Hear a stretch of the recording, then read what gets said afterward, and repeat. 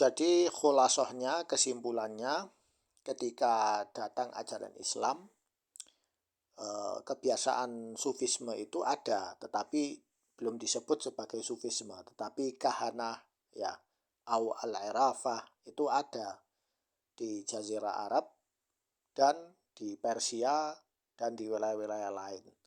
Lalu ketika datang Islam, mereka harus dibunuh, orang-orang paranormal itu, dukun itu, yang berbahaya, yang melakukan sihir, kesyirikan, maka mereka bersembunyi dan mencari nama yang pas supaya bisa muncul kembali.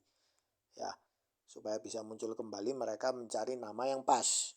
Ya, dan mereka tidak berhasil kecuali di zaman Daulah Abbasiyah. Apa buktinya? Buktinya ini perkataan As-Sahrawardi, Syihabuddin Yahya bin Habash As-Sahrawardi berkata, wa amma anwar as-suluk fi hadhihi al-azmina al-qaribah fa khamirah al-Fitaghoriyin wa waqa'at ila akhi Ahmim ay Dhinnun al-Masri minhu nazlat ila Sayyar Tustur wa Syi'ati wa amma khamira al-Khasrawaniyin في السلوك فهي نازلة إلى سيار بسطام أبي يزيد ومن بعده إلى فتى بيضاء الحلاج ومن بعدهم إلى سيار أمل وخراقان أبو الحسن الخرقاني. Ya. Jadi dia berkata bahwa Anwar Suluk, maksudnya ajaran sufisme itu dari zaman yang dekat. Ya, jadi dia mengambil dari Pitagoras, juga mengambil dari Dhinnun al-Masri, dan juga mengambil dari Abi Yazid al-Bustami, kemudian juga dari Al-Hallaj, ya, dan juga setelahnya yaitu Abil Hasan al-Kharqani. Wanasiya as-Sarwardi kuhan al-Hijaz wa Najd walahul haq faqad kana aktsaruhum ad'iya muqallidin kama yadhhar fi qira'a akhbarihim kama nasiyal yahud li'annahum kanu ya'malun bisamt wa takattum. Jadi Sahrawardi ini lupa bahwa di Hijaz dan Najd itu ada juga yang seperti mereka, yang meyakini keyakinan mereka. Ya, begitu juga dengan orang Yahudi, namun mereka hanya berdiam saja. Ya, Musailamah al-Kadzab juga termasuk, ya. ولعل من المفيد إيراد فقرة السهروردي لنفسه وردت قبل كلامه هذا مباشرة فقد روي أنه رأى أستاذه أرسطو في النوم. Ya. فسألوا عن رأيه في أقطاب التصوف الذين يستشهد بهم وبآرائهم وكل كتبهم في التصوف مثل أبي يزيد البسطامي وسهل التستوري وذنون المصري وحسين بن منصور الحلاج أولئك هم الفلاسفة.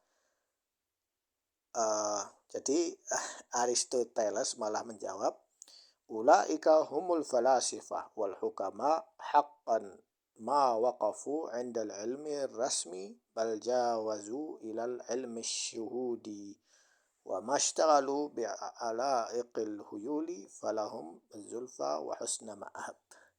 Jadi Aristoteles memuji mereka bahwa mereka itu ahli filsafat dan ahli hikmah, ya. Bahkan mereka lebih dari itu, mereka itu ahli ilmu resmi dan juga mereka sudah melampaui ilmu syuhud, ilmu yang terlihat jelas, ya, dan ilmu yang tidak terlihat jelas, dan mereka akan mendapatkan kebaikan yang lebih. Dan juga Ibn Sab'in berkata bahwa masyayikhnya dia adalah ahli filsafat Yunani, ya, dalam masalah ilmu tasawuf. Dia Ibn Sab'in berkata di sini, al-aqdamuna minhum ay falasifa fil lahatiyah ghair annahum yaghlitun hum aqrab ila al-anbiya wal iman wal Aristo dzakara amrum fi Niqomachiyah, ya. Jadi intinya dia memuji ahli filsafat kufar itu, ya. Ibn Sab'in dia punya pendapat yang lebih ekstrim tentang ini, ya. Begitu juga tentang Aflatun, begitu juga dengan Aristo, ya. Ini juga penjelasan yang sangat gamblang di sini.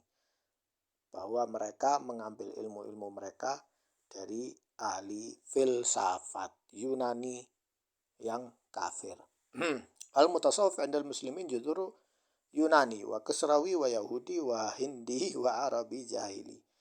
Jadi tasawuf akhirnya mereka mengambil semua racian itu dari Yunani, dari Kisrawi, Majusi, Yahudi, Hindusi, dan dari Arab jahiliyah juga. Inna tasawuf 'indal muslimin an hadara ilayhi min at-tasawuf fil umam al-ukhra alladhi kana yasri fiha mundul azmina al-ba'idah wa sayabqa ma dama iblis wa junuduhu bil marsad lil insan. Jadi iblis sudah berhasil membuat cara seperti ini dan akan tetap ada, dan orang-orang yang awam yang tidak ngerti atau bodoh akan jatuh pada jebakan ini. Contohnya Al-Harith ad-Dimashqi atau Al-Harith al-Kadzab. Dia salah seorang kahin, ya bisa dibilang sufi ya, tapi di zaman Abdul Malik bin Marwan.